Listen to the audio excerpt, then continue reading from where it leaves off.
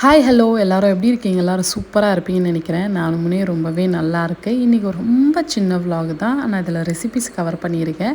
இது ஒரே நாளில் ஷூட் பண்ணதில் ஒரு 2 நாள் ஷூட் பண்ணது. பட் என்னால் டைம் கிடைக்கும் போது நான் இந்த மாதிரி ஷேர் பண்ணியிருக்கேன். ஸோ நிச்சயமாக உங்களுக்கு பிடிச்சதா லைக் அண்ட் ஷேர் பண்ணி கமெண்ட் செக்ஷனில் சொல்லாமல் வந்துடாதீங்க. ரொம்ப சிம்பிளான ஒரு என்ன சொல்கிறது லெக் பீஸ் ஃப்ரை தான். டீப் ஃப்ரை இல்லாமல் ரொம்ப சூப்பராக இருக்கும். இதுக்கு வந்து நான் ஒரு 4 லெக் பீஸ் எடுத்திருக்கேன். அது கொஞ்சம் அங்கங்கே ஸ்லைஸ் பண்ணிவிட்டு ஒரு டீஸ்பூன் போல் இஞ்சி பூண்டு பேஸ்ட்டு, லெமன் ஜூஸும் ஒரு டீஸ்பூன் போல் சேர்த்துட்டு அதை மிக்ஸ் பண்ணிவிட்டு இந்த சிக்கனில் வந்து மிக்ஸ் பண்ணி வச்சிட போகிறேன். இங்கே பக்கத்தில் வந்து அன்றைக்கி இன்னும் கேக் வந்து டெம்ட் ஆகிட்டே இருந்தது. அதனால் வந்து கேக் வந்து பேஸ் ரெடி பண்ணிவிட்டு ஃப்ரெஷ் க்ரீம் எல்லாம் ஆட் பண்ணி ஒரு கேக்கை ப்ளூபெர்ரி பிளாக் கரண்ட் கேக்கை ரெடி பண்ணலாம் அப்படின்ட்டு ஒரு பிளானில் தான் இருந்தேன். விப்பிங் க்ரீம் வந்து ரொம்ப கட்டி பிடிச்சிருந்தது. நான் ஃப்ரிட்ஜில் எடுத்து வச்சுருந்தேன். இருந்தாலுமே கொஞ்சம் டைட்டாக தான் இருந்தது. அதனால் கொஞ்சம் குலுக்கிட்டு இருந்தேன். அப்புறமா வந்து பேஸை வந்து கட் பண்ணி ஸ்லைஸ் பண்ணி வச்சுருந்தேன். அது வந்து சுகர் சிரப் ரெடி பண்ணிகிட்டு இருந்தேன். ஒரு சைடில் வச்சுட்டு நான் வந்து விப்பிங் க்ரீம் ரெடி பண்ணிக்க போகிறேன்.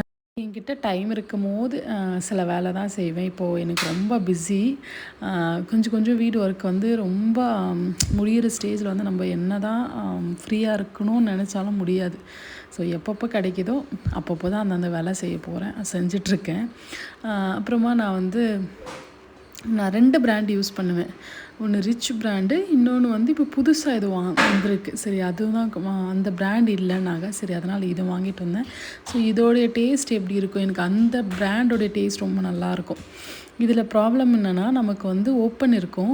ஓப்பன் பண்ணிவிட்டு அதை வந்து ஒரு ரப்பர் பேண்ட் போட்டு ஃப்ரீஸ் பண்ணணும். இல்லைனா இது வந்து ஃபங்கஸ் வச்சிடும்.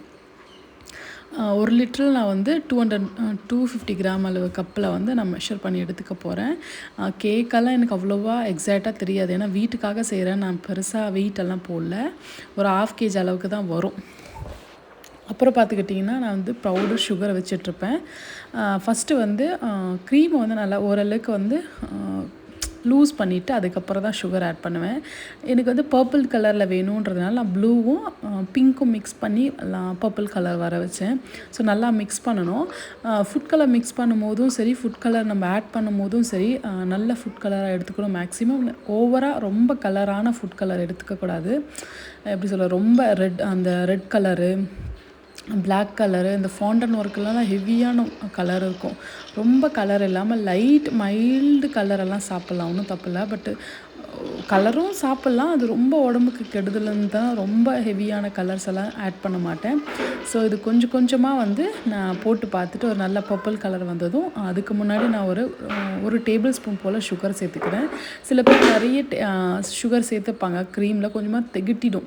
அதனால் நான் கொஞ்சம் லைட்டாக தான் சுகர் ஆட் பண்ணிப்பேன். இந்த அளவுக்கு ஸ்டிஃப் ஹீட் வர வரைக்கும் நம்ம வந்து நல்லா பீட் பண்ணி எடுத்துக்கணும். இப்போ நம்ம அசம்பிள் பண்ணிடலாம் கேக்கை. நான் கீழே வந்து ஒரு பேஸ் வச்சுட்டு டாப்பில் வரும் பார்த்திங்கன்னா, அந்த பேஸ் தான் கீழே வைப்பேன் நான் கட் பண்ணி. அதில் நான் கொஞ்சம் சுகர் சிரப்பை வந்து நல்லா ஸ்டோக் பண்ணிவிட்டு அதுக்கு மேலே நான் வந்து க்ரீம் வந்து அப்ளை பண்ணிக்கிறேன். நம்ம க்ரீம் வைக்கும் போதே நமக்கு தெரியும் ரொம்ப லூஸ் விடுமா என்ன அப்படின்ட்டு. ரொம்ப லூஸாக இருக்கக்கூடாது க்ரீமு. ஸோ கேக் பண்ணுறவங்களுக்கு தெரியும், புதுசாக பார்க்குறவங்களுக்காக சொல்கிறேன். அப்புறமா திருப்பும் அகெயின் வந்து ஒரு பேஸ் வச்சுட்டு சுகர் சிரப்பில் வந்து டிப் பண்ணிவிட்டு 3 லேயர் கேக் இது. ஸோ கீழே மேலே அதுக்கு மேலே 3 லேயர் பண்ணிவிட்டு ஃபுல்லாகவே நான் க்ரம் கோட் விட்டு இந்த ஸ்க்ரேப்பரில் வச்சு ஃபுல்லாமே ஸ்க்ரேப் பண்ணி எடுத்துகிட்டு போகிறேன். ஸோ ரொம்ப ஹெவியாக க்ரீம் வேண்டாம், ஜஸ்ட்டு மைல்டாக இருந்தால் போதும் எனக்கு. ஸோ கேக் போர்டு கூட வைக்கலாம். நான் என் வீட்டுக்கு தான் செய்கிறேன்னு நார்மல் ஒரு பிளேட்டில் வச்சு தான் நான் சர்வ் பண்ணிக்கினேன். ஸோ ஃப்ரிட்ஜில் வச்சுட்டு போகிறேன்.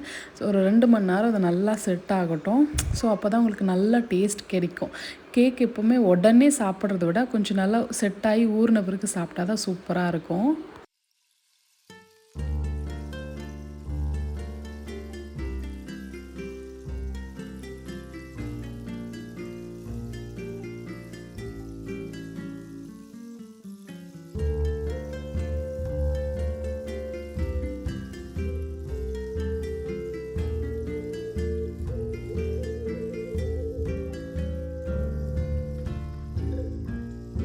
இப்போ அந்த சிக்கன், அந்த லெமன், என்ன சொல்ல இஞ்சி பூண்டு பேஸ்ட்டில் நல்லா ஊறி வந்திருக்கும். அது அப்போவே உப்பும் சேர்த்து நான் மிக்ஸ் பண்ணியிருப்பேன். அது சொல்ல மறந்துட்டேன். எடிட் பண்ணும்போது தான் அந்த கிளிப்பிங்கெல்லாம் காணுமே தேடிட்டு இருந்தேன்.